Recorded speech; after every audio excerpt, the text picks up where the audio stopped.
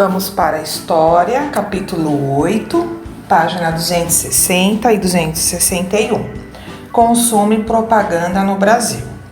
O desenvolvimento das indústrias provocou diversas transformações na sociedade brasileira. Com a industrialização, ocorreu um grande aumento na variedade de produtos no mercado, afetando o cotidiano das pessoas e criando novos hábitos de consumo.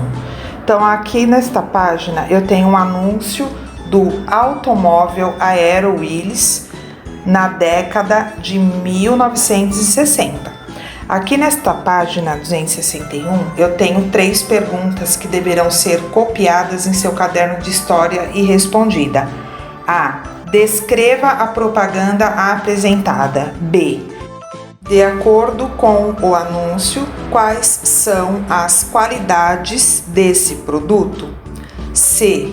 Você costuma ver esse tipo de propaganda nos meios de comunicação atuais? Como eles são?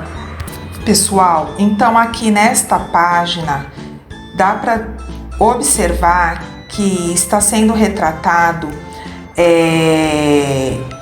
um automóvel, que se chama Aero Willis, que ele foi um sucesso na década de 1960, ao ser lançado pela empresa Willis Overland do Brasil, E a produção deste modelo de automóvel foi um marco na história do país, sendo o primeiro a ser montado em território nacional, com peças fabricadas no Brasil. E nesta página apresenta as qualidades e benefícios do automóvel, além de trazer o nome do modelo em destaque, onde também está ilustrando um homem vestido elegantemente entrando em um Aero Willis. E de acordo com o anúncio, o automóvel é eficiente, veloz e econômico. Agora, vamos para a página 262, novos hábitos de consumo. Observe os anúncios a seguir. Vejam ao lado o anúncio publicado na revista O Cruzeiro, em 1941. E vejam abaixo o anúncio publicado na revista A Cigarra, em 1931. Pessoal, em sua opinião, como as pessoas conservavam alimentos quando ainda não haviam geladeira? Pessoal, antes das geladeiras, as pessoas dispunham de vários métodos de conservação, como utilizar sal, por exemplo, para desidratar carnes, Então, aí as carnes tinham mais conservação. Produziam também, por exemplo, compotas. Agora, em seu caderno de história, responda as 2 perguntas. Se der espaço, responda na própria apostila. Se não der, responda em seu caderno de história. 1. Quais são os produtos anunciados acima? Então, vamos lá? Dá para perceber que os produtos anunciados acima são uma geladeira e um aquecedor de água, certo? 2. Em sua opinião, como esses produtos influenciaram o modo de vida da população naquela época? Pessoal, naquela época foi uma inovação, Esses produtos influenciaram nas tarefas cotidianas da população e criaram novos hábitos de consumo naquela época, certo? Na primeira metade do século XX, o Brasil passou por um processo de industrialização. O cotidiano da sociedade nessa época sofreu muitas alterações, principalmente por causa do crescimento das cidades, da instalação das fábricas, da diversificação dos meios de transporte e da introdução de novos produtos no mercado. Agora, vamos para a página 263, onde vamos falar sobre nos rumos da industrialização. A criação de indústrias no Brasil começou a ser incentivada principalmente a partir das décadas de 1930 e 1940. O presidente Getúlio Vargas, que governava o país naquela época, estimulou a instalação de fábricas e o fortalecimento do comércio interno. Porém, foi na década de 1950, com o governo de Juscelino Kubitschek, que o processo de industrialização se intensificou. O governo de JK foi marcado pelo estímulo para a instalação de indústrias estrangeiras no país. Além disso, JK realizou investimentos nos setores de energia e de transportes, promovendo um rápido crescimento econômico no Brasil. Pessoal, Juscelino Kubitschek, conhecido como JK, tomou uma medida voltada ao crescimento econômico do país. Acabaram gerando também algumas consequências negativas, como o aumento da dívida externa do país e uma elevada taxa de inflação. Com os avanços do setor industrial, os brasileiros foram incentivados a consumir cada vez mais produtos industrializados, como eletrodomésticos e automóveis. As indústrias de automóveis receberam grandes incentivos no governo de JK. Na imagem, JK durante o lançamento de um novo modelo de automóvel na cidade de São Paulo, 1958. Abaixo, pessoas circulam em uma rua comercial na cidade do Rio de Janeiro, em 1960. Vamos agora para a página 264. Vamos a atividades. Leia a manchete de uma notícia publicada pelo jornal Folha da Manhã, em 29 de setembro de 1956.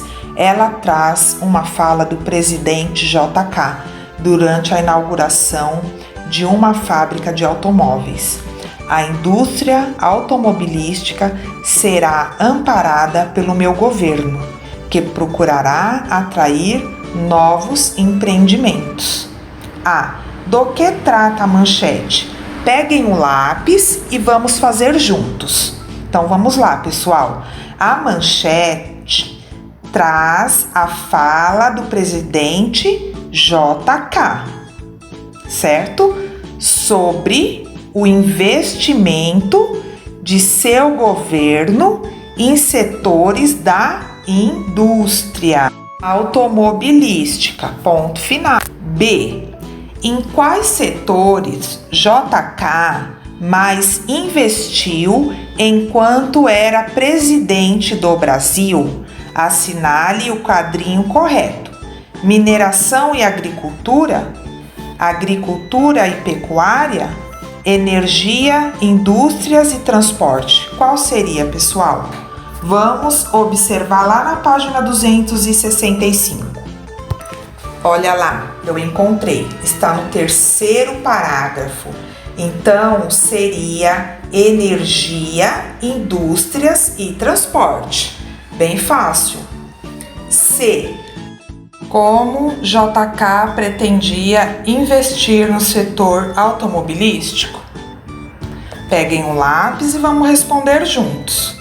JK pretendia investir no setor automobilístico, atraindo novos empreendimentos ao Brasil. É só vocês observarem aqui, ó, na própria manchete já está falando, tá vendo, ó? Ele procurará atrair novos empreendimentos. Então, só responder aqui. D. Como os novos empreendimentos atraídos por JK influenciaram nos hábitos de consumo dos brasileiros? E aí, pessoal? Esta resposta está na página 263, no último parágrafo, porém eu irei resumir, tá?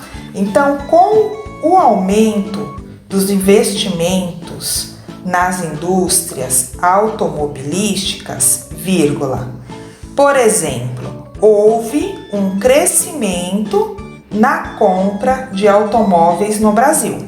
Ponto final, certo? Agora, vamos para a página 265, porque hoje temos 2 aulas de história. Então, teremos que aproveitar bem as 2 aulas, tá bom? Então, vamos lá. As propagandas já estavam presentes nas revistas e nos jornais brasileiros, desde a segunda metade do século XIX. Porém, com o crescimento do número de indústrias no Brasil, durante o século XX, houve um grande aumento nos investimentos em propagandas. A propaganda é uma forma de comunicação realizada com o objetivo de convencer alguém sobre determinada ideia. Para isso, podem ser utilizadas diferentes estratégias, como transmitir mensagens exageradas, exaltando as qualidades de determinado produto e escondendo seus pontos negativos. Leia o texto a seguir. Certamente, sem a propaganda, o conhecimento dos produtos e seu consumo não aconteceriam. A briga pelo dinheiro do consumidor é muito grande. É uma verdadeira guerra, quase um vale tudo. E a propaganda é bonita, exagerada, deliciosa de ser vista. Sem perceber, acabamos nos deixando levar pela promessa de nos tornarmos superiores ao consumir este ou aquele produto. Devemos aproveitar a propaganda, mas não podemos cair em suas armadilhas de consumir sem pensar. Então, aqui ao lado tem uma propaganda que fala assim, ó: eu era assim, cheguei a ficar quase assim, consegui ficar assim. Tosses, bronquites, asma, bronquidão, escarros de sangue, único depósito na capital federal. J.M. Pacheco e Companhia, Rua dos Andradas, número 58. Eles estão fazendo aqui a propaganda de um xarope, né? Um medicamento. E assim, se vocês perceberem, as palavras do anúncio aparecem com uma forma de Edson Gabriel Garcia, no mundo do consumo, o bom uso da grafia antiga, fora das normas atuais da língua portuguesa. Isso ocorre porque na época de produção do anúncio, em 1895, algumas palavras eram escritas de forma diferente, como quase, a gente se escreve hoje quase, e bronquites, escrevemos bronquites, né? Então vocês percebem aqui que estão escritas diferentes. Então aqui é um anúncio de um remédio de 1895, farmacêutico, asma, publicado no Jornal do Estado de São Paulo. Então algumas palavras estão escritas diferentes, tá? Então eu tenho 2 perguntas aqui, vocês podem responder aqui na própria apostila. 1. De acordo com o texto, por que não podemos cair nas armadilhas da propaganda? 2. Observe a propaganda acima. Qual é o exagero representado nela? Vamos continuar na leitura, página 266, o incentivo ao consumo. Ao longo dos anos, novos meios de comunicação, como o rádio e a televisão, intensificaram a influência da publicidade sobre o comportamento da população brasileira. Isso contribuiu para o surgimento de novos hábitos, agora baseados em necessidades difundidas pelas propagandas. Muitas pessoas que não tinham o hábito de consumir produtos industrializados, por exemplo, passaram a consumir esses produtos com maior frequência. Além disso, a compra de automóveis e de eletrodomésticos era estimulada, pois esses produtos passaram a ser considerados importantes para se alcançar um novo estilo de vida, apresentado como mais confortável e moderno nos anúncios. Ao lado eu tenho um anúncio de uma televisão de 1968. Quem podia consumir os novos produtos?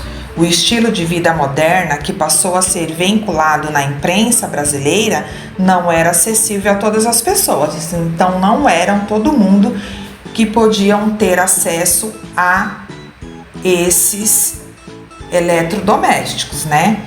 Então, como os novos produtos tinham valores elevados, somente as pessoas com maior renda podiam comprar eletrodomésticos e automóveis. Por exemplo, a maioria da população que era de baixa renda não tinha acesso a essas novidades e acabava não aproveitando as facilidades proporcionadas por essas mercadorias. Em meados do século XX, grande parte da população ainda vivia em condições precárias no Brasil. Na imagem, favela na cidade de São Paulo em 1961. Então aqui, pessoal, tem uma imagem, né, de pessoas que não tinham acesso a esses eletrodomésticos, pessoas que passavam necessidades e tinham uma vida difícil.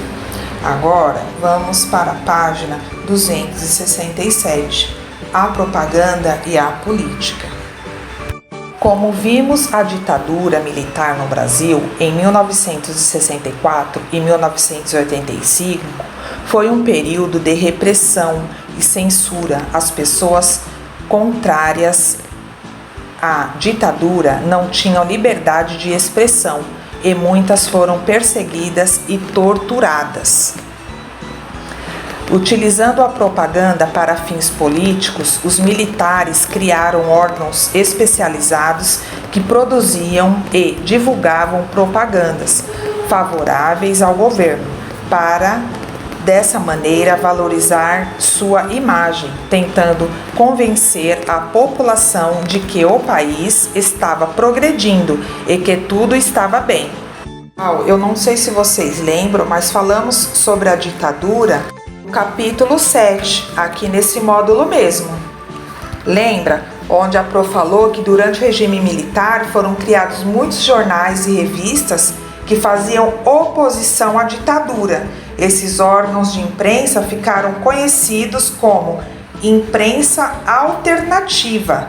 Essa imprensa utilizava o humor e recursos como charges e entrevistas para divulgar ideias contrárias ao regime militar, para burlar a censura. Muitas críticas eram feitas de modo disfarçado. Um dos principais jornais alternativos foi o Pasquim, criado em 1969.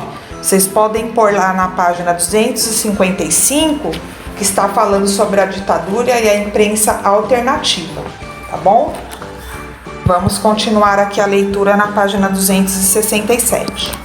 Atualmente, muitos políticos utilizavam as propagandas para melhorar sua imagem. Aqui ao lado eu tenho uma propaganda. Até 1964, o Brasil era apenas o país do futuro, e então o futuro chegou. Essa propaganda, ela traz a imagem de uma flor em botão para representar o Brasil no passado, antes do regime militar. É uma flor desabrochada para representar o momento em que o futuro chegou, ou seja, durante o regime militar.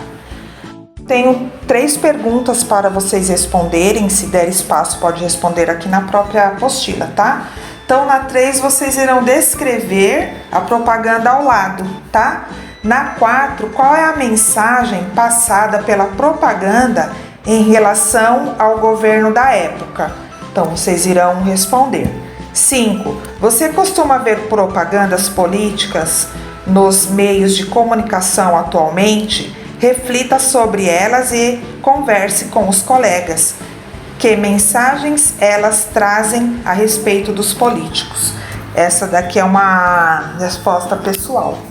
Opinião, pessoal, aqui a resposta da 4, a mensagem passada pela propaganda é de que os militares faziam um ótimo governo, né? E que o Brasil estava se modernizando e tudo estava bem no país. Era isso que eles passavam, no entanto, não estava nada bem. Lembrando que a gente vê sim, né, algumas propagandas políticas, né, nos meios de comunicação, e o que acontece? Eles sempre falam que vão fazer alguma coisa para a população, né? Eles passam as ações que vão fazer, mas nunca realizam, né? E a população continua do mesmo jeito, né, pessoal? Sem segurança, sem saneamento básico, sem moradia e entre outras situações. Sem direito à escola. Vou deixar para vocês as atividades da página 268 e 269. Na próxima aula, iremos fazer a correção.